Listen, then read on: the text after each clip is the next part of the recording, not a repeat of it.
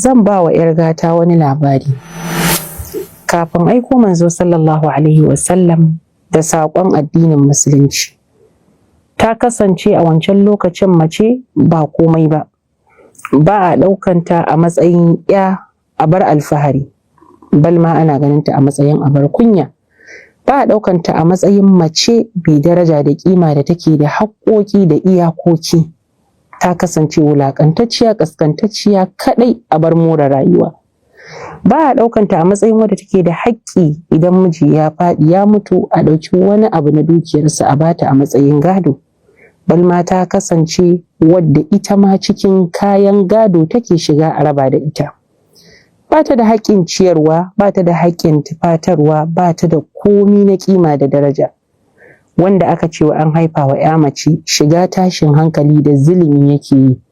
Idan zuciyar shi ta kai ƙeƙashewa ma sai ya ga ba abin da zai yi mata face ya binne ta saboda abin kunyan da ya same shi. Umar bin Khattab radiyallahu anhu ya kasance yana cewa kafin zuwan musulunci ba ma lissafa wa mace wani abu na muhimmantawa ko na kimantawa, har sai da musulunci ya zo ya shirya musu abin da ya shirya musu kuma ya raba musu abin da ya raba musu.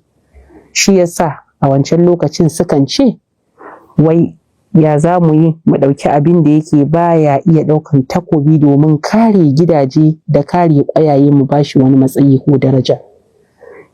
Aka wayi gari addinin musulunci ya zo ya tsamo wannan baiwar Allah ko wannan halitta ya mayar da ita 'yar gata cikakkiya ta gaba da baya kuma ta kowane ɓangare na rayuwanta, wanda ya bambanta ta da waccan ƙasƙantacciya wadda take kafin zuwan musulunci. Don haka ke 'yar gata ce.